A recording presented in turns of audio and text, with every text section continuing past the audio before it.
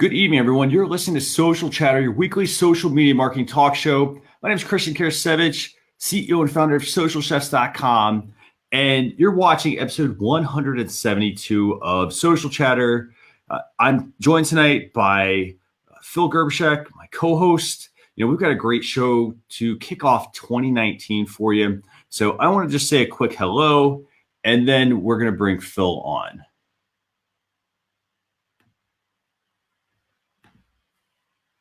Hey guys, how are you? Welcome to 2019. This is, you're hearing from a lot of people. They're talking about, hey, big words. What's my one word for 2019?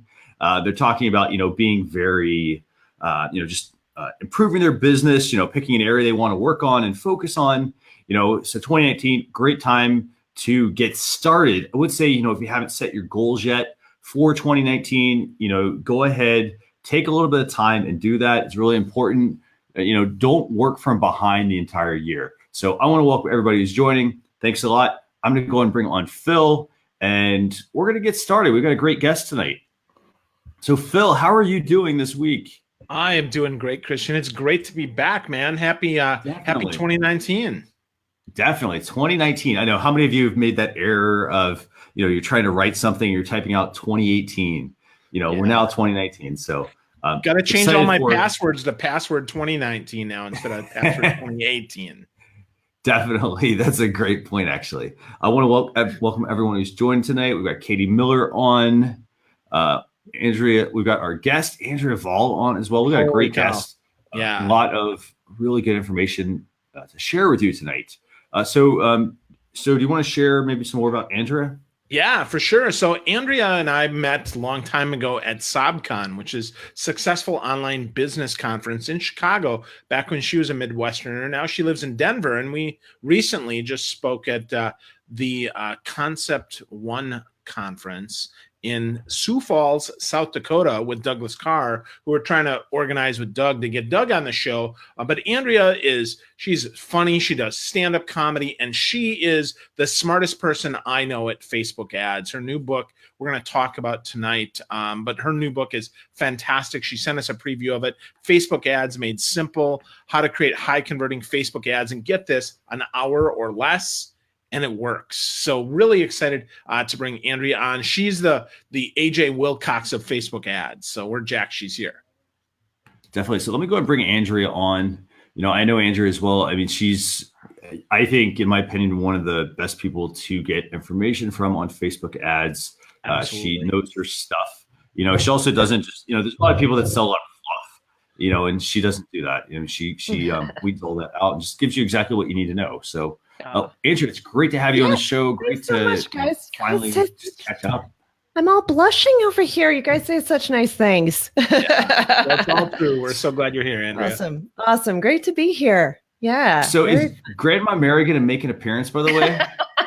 Or has she retired? Or she retired a little bit, and it's mostly because I kind of started to need her reading glasses, and it was just, I just couldn't. It was like hitting a little too close to home for me. So no. So she's retired. She still comes out of the closet. Is that right now? I don't know how that is.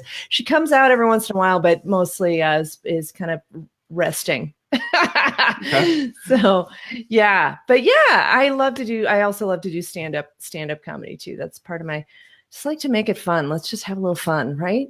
Absolutely. I think that makes a lot of sense too, to be to have, here's the thing, everybody who is in social media, digital marketing, chances are they have another gig that they do, something else that it's their passion, and I think that's a great thing, because here's the thing, if you're constantly working in this area, in this space, you do get burnout, or you kind of have to, catch yourself and say, hey, I have to do something a little different, right, just to kind of have that separation.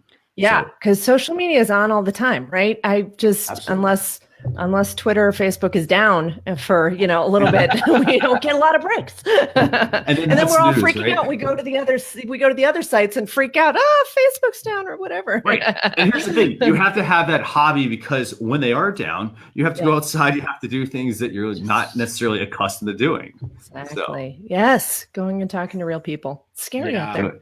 It is great having you on the show. So, Phil, where do you want to kick things? By the way, Andrea, if people want to, ask you questions and things like that during the show, where do you want them to do that at? Is the best place on, the socialchefs.com/be live? So our live broadcast, on your Twitter account. What do you think?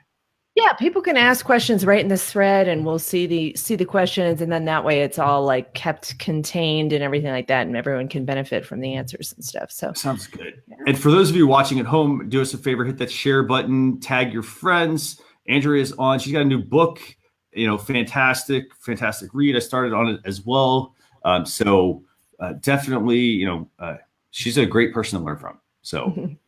Phil, where do you want to kick things off with this week? We've got a few topics. Well, let's talk about the one we can probably go through the quickest, and that is WeChat. WeChat they've decided now that they're going to be more like Snapchat, Instagram, Facebook Messenger, whatever you want to call it. So they decided that they're going to add Snap-like stories. Now, it's funny to me that they call these Snap-like stories because what's the heck is Snapchat, right? I don't know.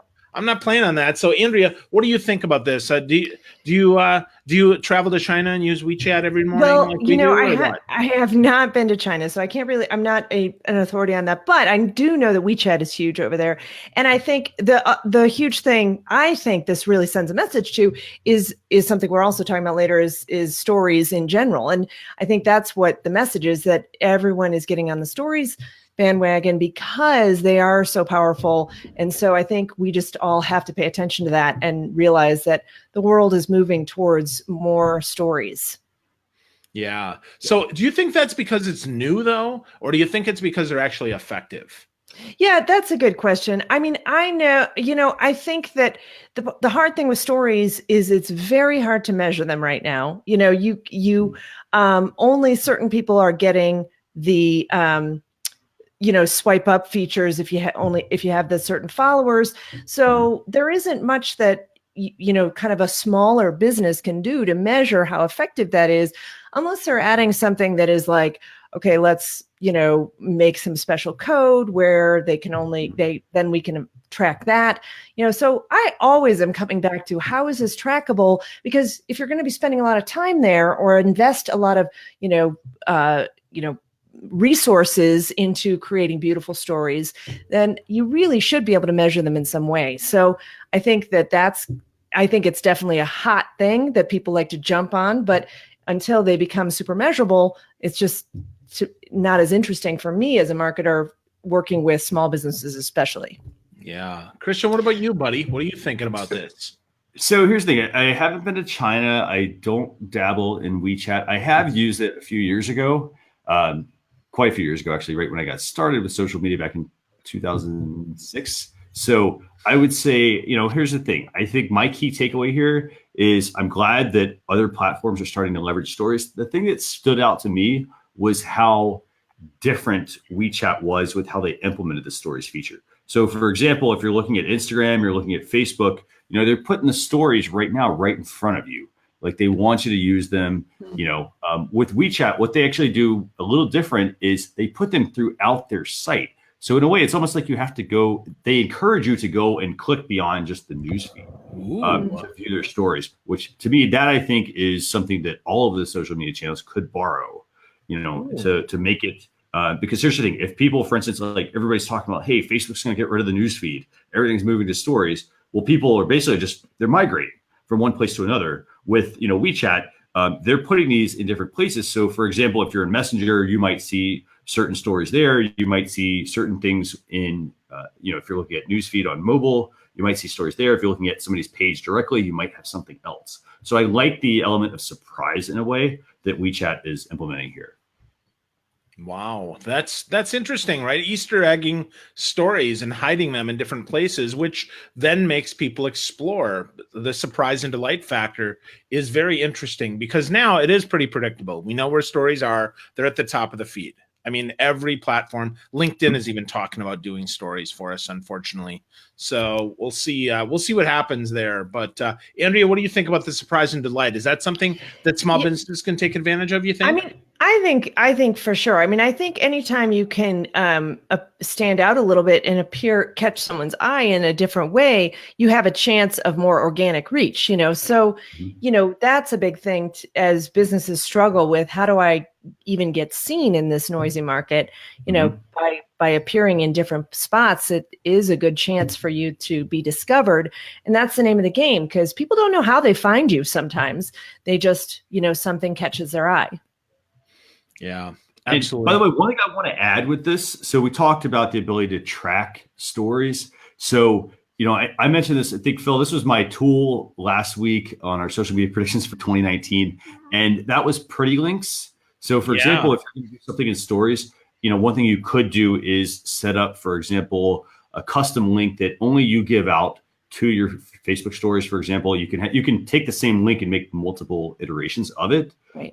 The other thing is you can track that within, say, your WordPress dashboard. It's a WordPress only plugin, Right. but I think that would be a good start to be able to Yeah. test stories Well, I until love, Facebook. yeah, yeah, definitely. But you can't add links to stories unless Right. you're right. But Pretty Links is an awesome tool. I love that tool. I use that too because it's really great for tracking. But yeah, until you can, yeah, that's the hard thing. I'm always just like all about let's just drive traffic. But I think there is that, the storytelling aspect to what we Mhm. do as marketers too, that, people really enjoy is that that's why a lot of people love Instagram. There aren't links there, you know? Right. Yeah, That's good. absolutely. That's going to be an interesting thing, isn't it, Phil? With Instagram. Yeah, absolutely. I mean, Instagram is that there's question about how useful is that, and are they Mhm. really going to be separate from Facebook or not? Mhm. Right? I mean, somebody posted, I think it was Mark Schaefer posted this week something about how Facebook is poisonous and they're gonna go more Instagram like. Well, really? So Facebook's gonna remove the virality and the opportunity for marketers to market and Mhm. just lose all their money. I mean, that was the reason when Facebook stock went public. I mean, one of the things that I panned them for is they didn't have a mobile monetization strategy. Mhm. Well, clearly with no links and just stories, I'm not going to look at the same. I mean, that's a magazine ad. Then Mhm. that's even with video. I mean, am I really going to sit through my friends' videos and then 15 minutes? I have to sit there. I can't fast forward past, and I got to watch that video before I get to Andrea playing as grandmother Mary. Come on now. I Yeah, don't yeah, know. it's interesting for sure how they're trying to keep people's attention with some of this and not. But I mean, it is in a sense. I don't know. I think it's like organic reach is dead in certain ways, but if you're using like the stories, then you are getting some organic reach there, but you aren't getting the benefit of the link with that unless you have like a huge a huge following. So, and actually yeah, I don't know. Does WeChat have links is in their stories? I don't, or even in their, I don't know much about WeChat. Sorry. It's here's the thing. So the interesting part of this is you guys talked about this at the beginning actually, was that it was Snap like stories. So Yeah. WeChat has an investment with Snapchat. Yeah. So they own a stake of Snapchat actually, Uh, which is kind of okay. surprising. So overall, I mean, it's basically there's a lot of stuff on WeChat. Uh, It functions very differently than what we're used to back in the yeah. States. Yeah. So people go like social media just overall in China is very different. Yeah. Just with how people like just how they act, how they respond to Right. things. I mean, people are Hmm. definitely like I think they're way more engaged on it because they Hmm. work a little differently. Mm. So it's got a lot Yeah. more functionality that we might not need. Yeah. And Interesting. marketers haven't ruined it yet by having right. I mean, that's ultimately the thing, Yeah. right? I mean, that's one of the things about Instagram that we all love is Hmm. that they don't have a million links in every post. And you Right. can't bait people like you can anywhere else. Right. It's also one of the things that makes it hard to measure. Yeah. Yeah, for So sure. yeah. Well, let's talk about Instagram. Let's move on to Instagram, Christian, let's Yeah, let's talk do that. about Instagram. Interestingly enough, they make an announcement on Twitter, which is very strange to me, introducing Jiffy stickers in Instagram Direct. Tap and hold the GIF button to send a Jiffy sticker. Okay. this for business, right? This just makes you a little more interesting, I think. But I'm going to guess it moves from that to like they did on Twitter with mobile ordering, right? You send a pizza, you get a Domino's at your house in 30 minutes. I think that's kind of interesting, right? You send a red dress and look at that. Now I'm wearing a red dress. I don't know. That's probably uncomfortable for most of you, but it might be good for some. What do you think, Andrea? Yeah, I mean, I think most businesses are just not going to be comfortable with this. They're not, a lot of businesses aren't comfortable. Well, they're just starting to get a little more comfortable with GIFs or GIFs or whatever you call them. But stickers and things like that is definitely out of the comfort zone for a lot of businesses I work with. They're a little more B2B sometimes. I think maybe this might be more appropriate for B2C, where it's a more fun, casual atmosphere. But definitely, the B2B businesses aren't super comfortable with appearing kind of super, casual like that. So I don't know. I don't think it's going to catch on for businesses. I think it's going to be lots of fun for people. But yeah, sending GIFs back and forth. So I can see Katie's going to probably send me a couple right now and blow up my Instagram. She's big on Instagram, does a lot of fun stuff. So what about you, Christian? Are you thinking there's a lot here to the Jiffy stickers? I like the idea that, Instagram, and this goes back to what we just talked about, Instagram and Facebook, at some point they're going to have to merge, I think. A lot of the features that we're seeing on Messenger, for example, are now moving to Instagram. I like the fact that they're doing this. They're starting to build out the platform, but I don't, kind of what Andrea's point was, a lot of people are also still behind the curve on social. So, for example, they're just using Facebook Messenger right now. They haven't necessarily gotten into stickers and being able to do that sort of stuff, No. and figuring that out for their business. So this is kind of good because it's kind of ahead of the curve, but I personally don't use them that much. I don't use Instagram Direct that much because, again, you kind of have to go where your customers are. If most of them are on Facebook still, or your email list, for example, you're spending a lot of your time there, not getting, we were talking about this before the show, not getting, focused on shiny object syndrome, basically. It's good to know about these things, but they're not necessarily something you're going to want to implement every time. For instance, a new feature comes out. Yeah. And I think that anytime you can have movement, I think movement is going to catch people's eye, and it might draw people to to you a little bit more. But this is in direct messaging, which, you're already having a conversation with these people anyway. So I don't know. To me, it's just kind of an interesting, I think it's more for the consumer rather than has a real big business effect. I've even had trouble getting some of my clients to use like an emoji. It's like, it's okay, you can use an emoji. That's so funny. Yeah. So I think that's the whole stiffness fact, right? Is that they really think business is business and personal is personal, because that's how it was in 1950, right? And that's the thing. It's tough. So Christian, are you seeing anything different where you are? Are they behind in the jiffiness as well, or not? So definitely, I would say definitely behind from a social media perspective. A lot of things here are probably about 5 years behind. Wow. For example, one thing that fascinates me a lot is that most businesses here do not have websites. So, for example, their website is their Facebook page. So I know that probably surprised. Yeah. So most people are not using that. For example, Instagram is, I think, the number 2 social media channel here, but it's not like, it's, 50, 60% of the market share or something along those lines. It's more like about a 20 to 30% adoption rate. People really gravitate towards Facebook here. So, but, as far as using, stickers, animated GIFs, that sort of stuff, stickers, definitely. Emojis here, they do get used quite a bit. Businesses use them as well. I actually know quite a few businesses that use WhatsApp, and they basically sell their products using emoji. So it's pretty fascinating. But it's very different than what you're used to. That's so funny. Wow. Quite a shift there. Katie says she's not sure she'll use the stickers all that much. And then, of course, I look over at my phone, and what do you know? I've got an emoji from Kate. A sticker from Katie. So yeah, but of course, you got to test it out. But I think it's funny. I don't know that I'm going to use it yet either. But as they add better stickers, I really see this is much more fun way to communicate. And for fun brands, like you look at, Burger King, right? And how they're Mhm. how they're getting toasted by Wendy's. Holy crap, right? I mean, that Mhm.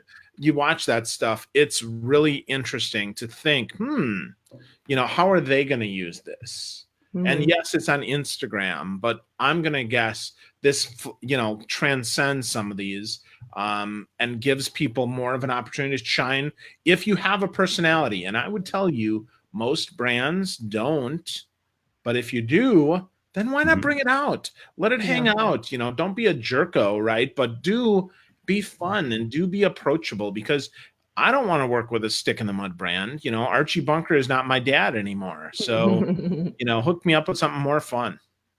So, Andrea, how do you mentioned you have businesses that you work with, and some of them, they have a hard time using emoji or Mhm. animated GIFs, try to get them to use stickers, obviously, is a whole other thing. Yeah. What do you kind of advise to a business that, wants to try to learn how to, how do they tie this into their business if it doesn't Yeah, seem off brand? I think really I think you do have to be on brand. If you're truly not that type of person, that you might not be it's not that you're not fun necessarily, but you just have a different personality, and it's important to share that personality in a different way. Then maybe it is all more about storytelling through video, or sharing, well-crafted slideshow or something like that, Mhm. that brings out your your connection with people, because that's what this is all about, right? We're trying to connect. We're trying to we're trying to get people to know, like, and trust us. And if you are trying to be someone you're not, it's like asking the introvert to be an extrovert. You really just can't necessarily say, hey, you need to go be fun. 'Cause- Right. and I do think you need to find your voice, and you need to have and need to let that shine. Some people it's just too sterile. You need Right. to share your story often, and maybe it's not through stickers, but maybe it's through something different. So I think the big message is just find a way to communicate your true passion about your business. Great Awesome. point. Great point. So, Phil, you were going to say something? No, I was just saying, no, right on the money.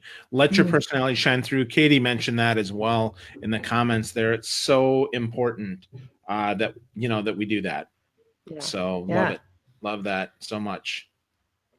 Awesome. So, Phil, where do you want to go next? Well, let's go to the only other one that we have today, and that is a little Facebook here for Andrea, right? Facebook adding a call to action button in a little button sticker, which is interesting, right? Because anytime you can add, again, to Andrea's point, a little motion, a little interesting thing, something a little different, well, you're going to catch people's eye more. So what do you think about this one, Christian? You thinking this is a big one for folks, or what do you think? I definitely think so. We talked about this earlier. We talked about how it was hard to track your interactions on social media, whatnot. So, if you're doing any sort of small amounts of video, you have to basically, before you had to tell somebody what the URL was you wanted them to go to, that type of thing. You can use pretty links. So I think having some of these buttons, I think this is very useful. Now, one thing you'll notice, actually, if you look at these buttons, you've got shop now, book now, get directions, call now. Hey, those sound very familiar, because Facebook pages have those same buttons. So it's a great tie-in, I think, from your Facebook pages to your stories. It's also, in a way, kind of signaling Facebook's sort of shift to people, instead of them visiting your page directly, being able to also sort of interact with your business through stories by having these call to actions there as well. So I don't know. I don't think those are going to sync up yet, but I think it's a very, I think it's a good move by Facebook, Cool. especially for businesses. Yeah, for sure. What do you think, Andrea? You going to use these more? Yeah, I am super excited about these, actually. I think this is like really, really interesting. If they if this starts rolling out, I don't have it yet. I looked, I was like, and I actually have not used my page stories as much as my personal Facebook profile stories. When I'm usually using a story, it's more telling about something I'm doing right at the moment, which is usually something more fun than business. But but at the same time, I do think stories are the wave of the future. Chris Cox said that stories were set to overtake consumption in the news feed sometime in 2019, which is the year we're in right now. He said that last year at the summit there, I think whatever that F2 summit is, whatever.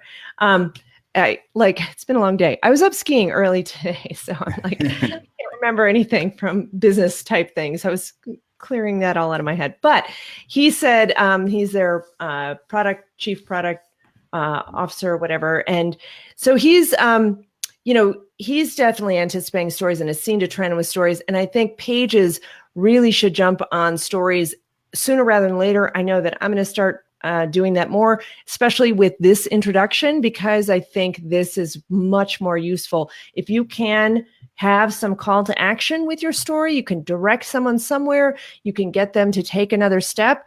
That's way better than just like, oh, that was interesting, and not really know if there's anything that's happening with that. So this is going to be a little more trackable. This is going to be a way to, have someone take that next step with you. And I think this is going to be huge. So I think page owners should really jump on stories, and hopefully we'll all get this feature soon. Yeah, definitely. And, as Lisa mentioned here, she was asking, hey, has this been rolled out in the States or is it still in testing?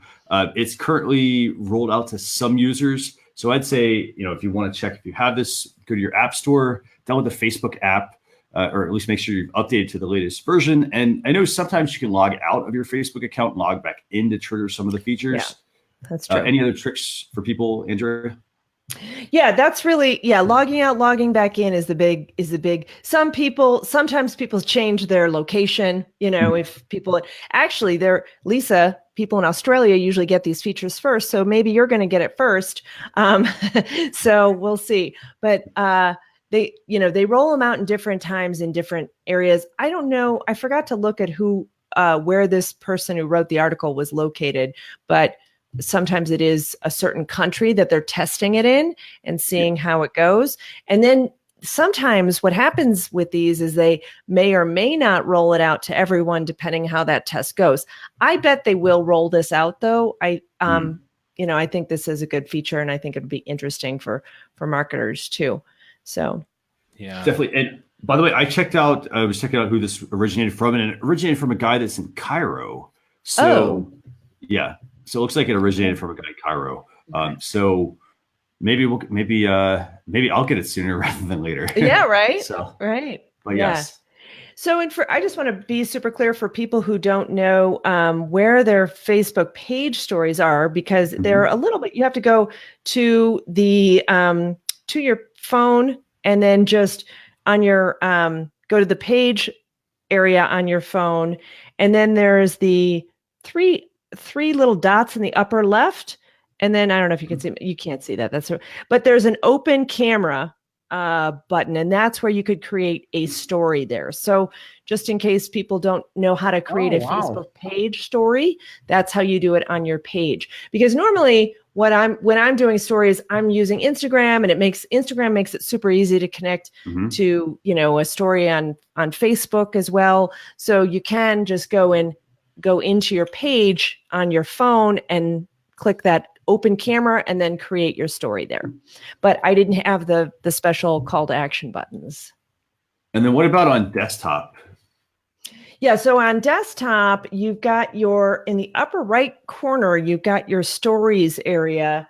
And let me just double check if I can't remember I'm actually pulling up the page right now. Yeah, I was going to say, I can't remember the exact, I think you can just, once you've created a story, it's very easy to add to your story. Let's see. I had it on here earlier. Yeah. Yeah. So the stories in that. Hold on. Let me go back to my page now. Dun, dun, dun. Okay. Yeah. So once you've created a story on your page, you've got a view story, and then you can. Nope, that's not it either. I'm not sure how to do it on desktop. Other thing to remember is they're always, they're constantly changing things on Facebook. So something that might be there today might not be there tomorrow. Right. So. Yeah, I'm not sure how to do it on desktop, but I know how to do it on your mobile phone. So, but I think it is possible on desktop on your on a page, but I am not totally sure. Can you walk users through the mobile aspects again real quick? Yeah. So when you're on your Facebook page, so you go to log into Facebook, and at the top you've got your pages here. And so you can just click on your page, or you can get to it in the upper right corner. But then once you're on your page, then there's the 3 little dots in the upper right corner, and you click on that, and then you can pull up the open camera. It's down there. And then that's where you can then create a page. And if I wanted to, I've got a live camera picture here, but I could pull up from the gallery just by using, so I could, it doesn't have to be a live photo, just like regular stories. Right. And there's all the pictures of my skiing. Excellent. So that's so interesting that it is in the Facebook app and not in the Pages app. Because just for funsies, I went to the Pages app and it is not there. So right. Yeah, you would think that it would be there. Yeah. Now, I hate I really hate the Pages app. I always am uninstalling and reinstalling it on my phone because I can't seem to get my notifications down on there. It's like always like notifying me of everything. And I've unsubscribed from all the notifications and it still notifies me. And there's other little tweaks I don't like about it. It's okay when I'm really on the go and I need to do something a little bit more with it that I can't do through the regular app. But I don't think a lot of people are using it unless they have to, because it is kind of, it's just, I don't know. I feel like I have to just always use the desktop if I need it, because there's just so many things you can't do with it, the Pages app that you can do on desktop. Yeah. And it's just like this kind of hybrid between what you can do with a regular Facebook app and just gives you a couple extra features that, so I don't know. I wonder if people are using the desktop or the Pages app and that maybe that's why it's not there. I don't know. Yeah. And by the way, I will say, I was, just to kind of make sure people know, there's 2 ... options on your Facebook page. If you go to the Facebook app and then go to your page, there's one in the upper top right corner, and there's a second one next to that call to action button. Don't click the second one next to the call to action button. Way at the top. Way at the top next to your battery indicator usually. Yeah.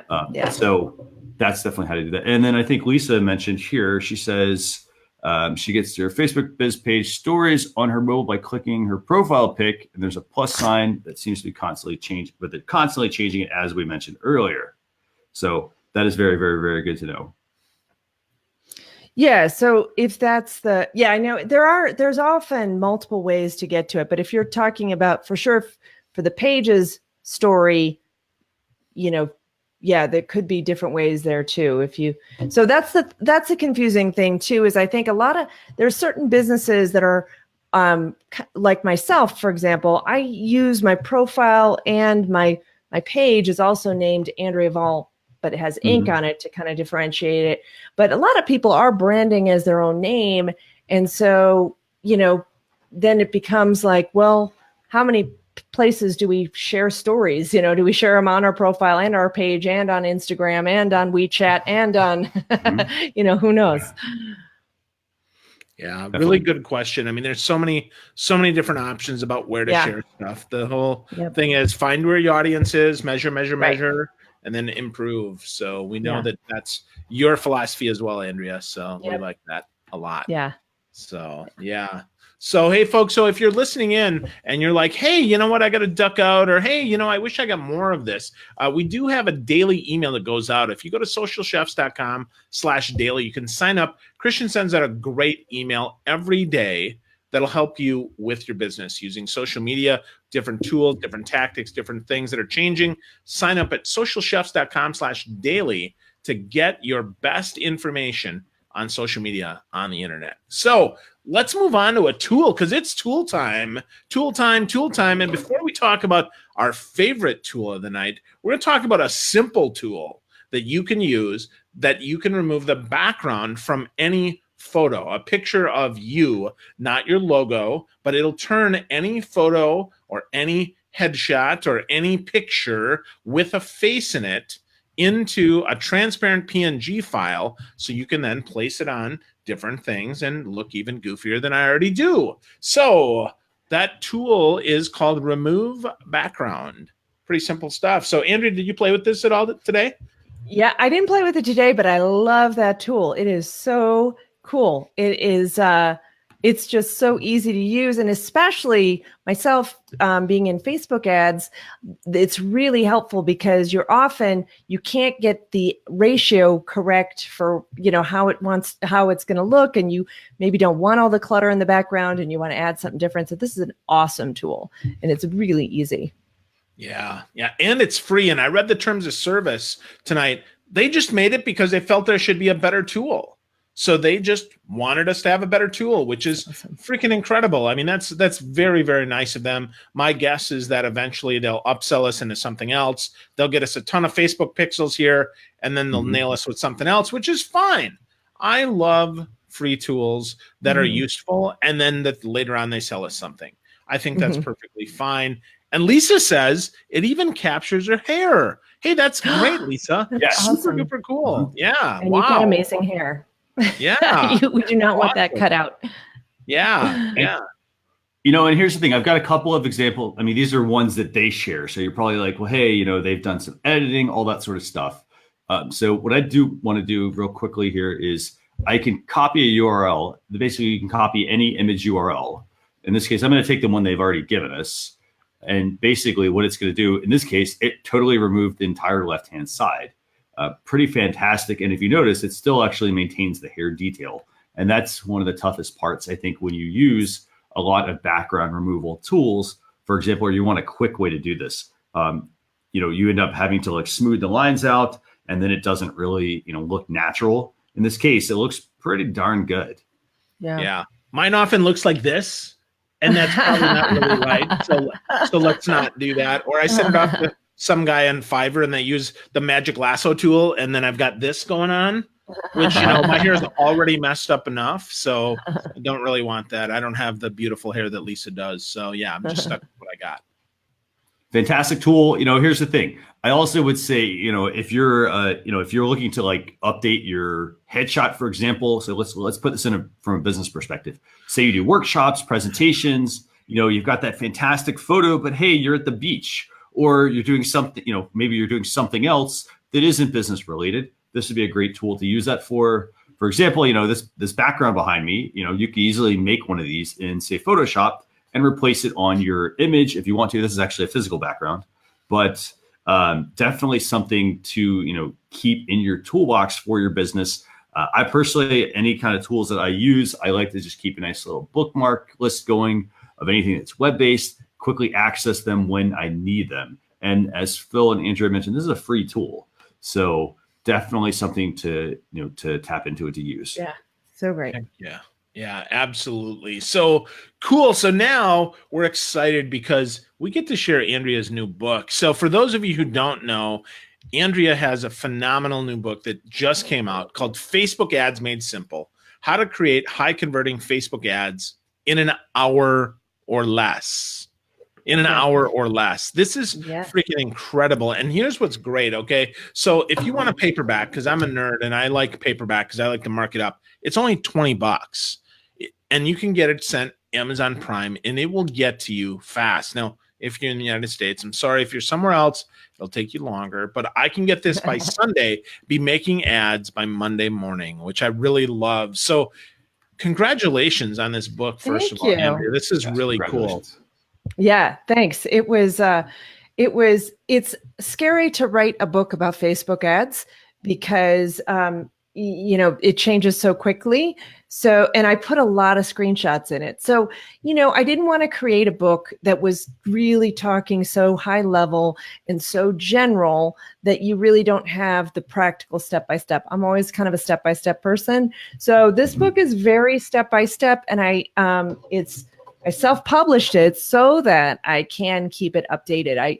We co-authored Facebook Marketing All-in-One for Dummies with Amy Porterfield, Phyllis Kerr, and then later the third edition came out with John Hayden and oh my gosh, how can I blank on her name? Again, I said I've been up early skiing. So, but anyway, that book is 700 pages and a little bit out of date. I'm sorry to say. So this book is super updated, just hot off the press. Literally, like, wrote it not that long ago. Wow. So yeah, yep, it's all Cool. updated and fresh. So awesome. So Jan Zimmerman is your other co-author. So it's been a long day. Sorry, Jan. So we're here to work together. It happens. It's late for us. It's early for Christian. So we're excited though. But Andrea, I have to tell you, the fact that you make this promise that we could do this in an hour and that it actually is doable in an hour is quite freaking remarkable. It is. And I have a recording that kind of will show you how it's all done in an hour. So it's all, that's a bonus as a part of the book. So I'm having a big launch party tomorrow, and that's kind of the exciting thing too, it's all hot off the press. Wow, that's fantastic. So launch party tomorrow. Where do people go to that launch party, Andrea? So you can just go to my page, and I've got the event there. Actually, I realized I just didn't pin the event to the top of my page, but it's in the events area, and it's going to be live broadcast at 2 p.m. Eastern time. If you can't make that time, it's all recorded and everything like that. But I'll be giving away some fun little things, including a few copies of the book and other fun things. So people can come and attend live. Awesome. So for people that are looking, we talked about this earlier, but like for people that are looking to get started with Facebook ads, like what's the absolute first thing that somebody should do? Yeah. So really one of the things that, that people make a mistake about is doing a little bit of research and planning on what they're going to test, because what happens is they get kicked off, and maybe they get into the ads area and they just start maybe throwing all the keywords that they can think of into their ad. And that's not necessarily the best first thing to do. You want to kind of have a little bit of a plan and kind of look at the keywords first before you start making the ad, and kind of and deciding how you're going to test this keyword versus that keyword, and making sure that you've got at least some testing. Because sometimes people just, they run one ad and it doesn't really work the way they want it to, and they say, Facebook ads don't work. I hear that a lot. Yeah. And I totally understand, because I'm like, well, you tried one ad or maybe two ads, and that's not enough. Usually you have to test a few more things. So it's really kind of just around planning your testing and then making sure you're setting up your ads correctly. So you're really testing the things separately, because you don't want to vary too much in the test, because then you won't know what the thing was that led to the better results. So that's a big lesson there. Very good. Very good. So, Phil, anything else you want to cover tonight? Any questions you have, for example? So let's talk a little bit more about the practicality of ads, Andrea. You talked about a little bit of research. So talk to us about what the heck that looks like. What kind of research are you talking about here? You just go to Google and pick something up, or what are you thinking? Yeah, so one of the challenges with Facebook ads compared to Google ads, for example, is that you can't target everything that is available on Google. Facebook has kind of limited keywords that are available to choose. And they've actually limited it even further recently with all the scandal. They took out a lot of keywords that were available. So you really have to use Facebook's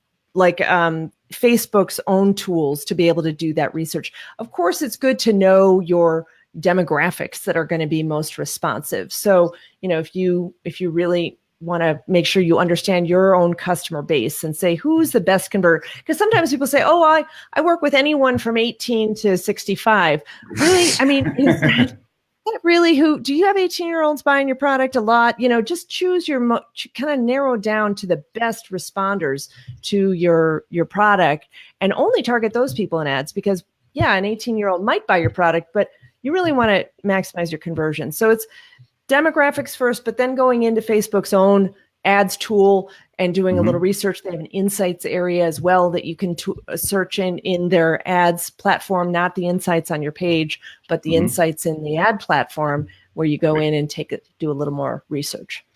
Cool. And we talked about Remove BG to pull that picture out. So where do you, for people who are graphically challenged like yours truly here, where do you send them to make some cool graphics? Yeah, I am always using Canva. It's one of my favorite tools. PicMonkey is also awesome. A lot of people like, I have some graphics friends who are a little more graphically inclined that like some of the features that PicMonkey has that Canva doesn't do at the moment.